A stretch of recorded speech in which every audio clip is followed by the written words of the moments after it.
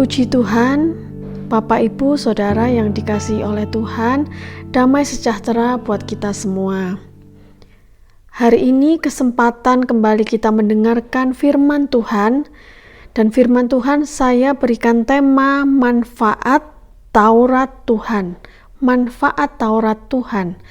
Mazmur 1 ayat 2, tetapi yang kesukaannya ialah Taurat Tuhan, dan yang merenungkan Taurat itu siang dan malam. Apa itu Taurat Tuhan? Ajaran Tuhan, arahan Tuhan, atau cara untuk. Pernahkah Bapak Ibu Saudara mencari cara di Google atau di YouTube? Misalnya, cara diet yang benar, cara memasak, cara memasang sesuatu, cara membuat, dan lain sebagainya. Di situ kita sedang belajar sesuatu. Kalau kita tidak mau mengikuti arahan yang diajarkan, maka hasilnya bisa tidak sesuai dengan yang diharapkan. Sama halnya ketika kita tidak mengikuti ajaran Tuhan, maka kita bisa gagal di sekolah kehidupan kita. Dari umur kita saat ini sampai kita di masa depan dan sampai seterusnya, kita tetap perlu mengikuti arahan atau ajaran atau cara untuk segala sesuatu dalam hidup kita dengan versinya Tuhan. Sekalipun kebanyakan tidak mudah bagi banyak orang, termasuk saya. Tapi itulah yang disebut sekolah kehidupan. Belajar terus sampai kita tua. Siapa tokoh Alkitab yang jelas-jelas suka dengan Taurat Tuhan? Daud. Dia suka ajaran Tuhan waktu masih sangat muda, yang kemudian hari Tuhan pilih Daud menjadi raja. Dan sampai masa tuanya dia selalu ikuti ajaran Tuhan. Sekalipun pernah jatuh, melakukan dosa, melakukan kesalahan, tetapi dia bangkit, berjalan lagi mengikuti ajaran atau arahan Tuhan. Dan Daud lulus di sekolah kehidupannya. Dia benar-benar mengenal siapa Allah yang dia sembah. Buktinya apa? Pada waktu Daud mau melawan Goliat, apa yang dikatakan oleh Daud?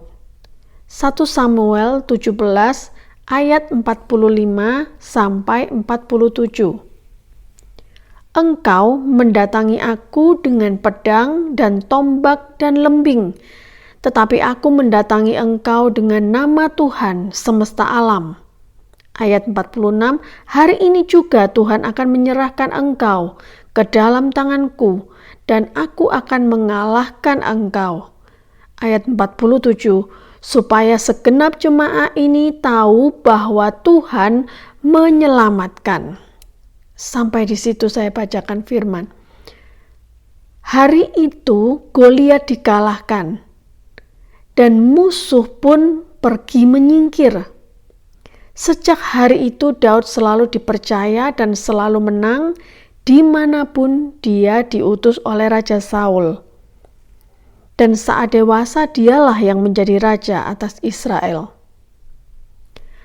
Artinya Daud menjadi orang yang sangat berhasil karena hatinya selalu melekat kepada Tuhan.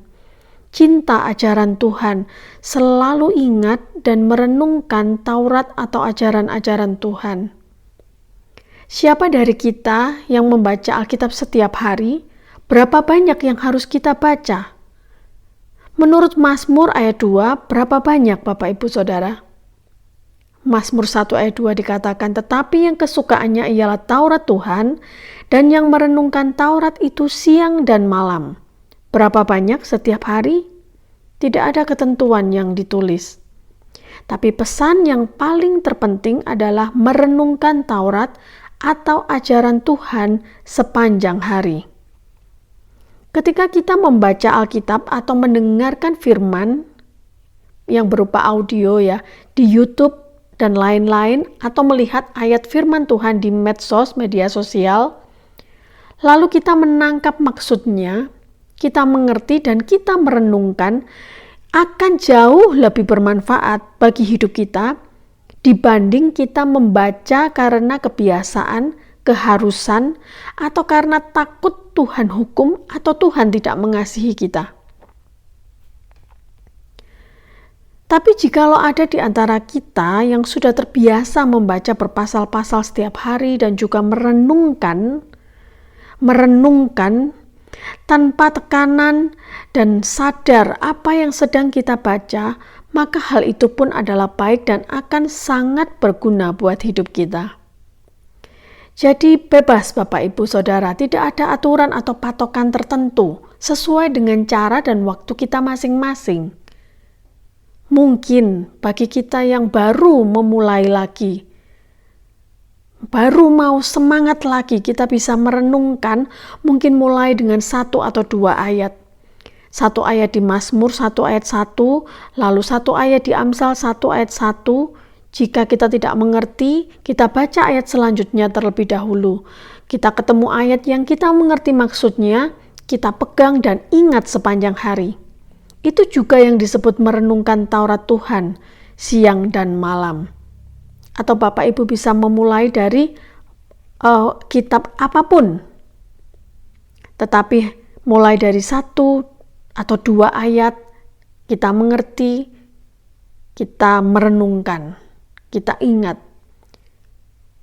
Kita bisa melakukannya itu saat bangun pagi sebelum aktivitas, atau sebelum berangkat bekerja. Jika terburu-buru bisa dilakukan mulai malam hari sebelum tidur. Simpan firman atau ajaran Tuhan dalam hati sampai besok malamnya lagi. Lalu baca ayat selanjutnya. Renungkan sampai besok malamnya lagi dan begitu terus untuk ayat-ayat selanjutnya.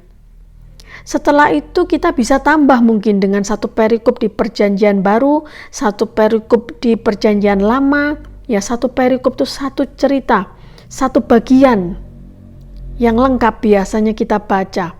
Kita mengerti, kita bisa merenungkan. Nah, mengapa membaca Alkitab itu perlu?